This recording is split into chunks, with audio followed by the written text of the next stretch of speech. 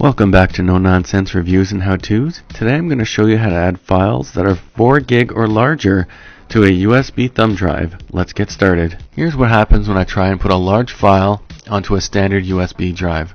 So I'm going to go into the USB drive and I'm going to drag this large file into it. What happens is I get an error message saying that it's too large for the destination file system. I still want to access this file on the USB drive, so there has to be something I can do about it. And there is. So what I'm going to do is I'm going to go into my PC and I'm going to format this USB drive. I'm going to right click on it.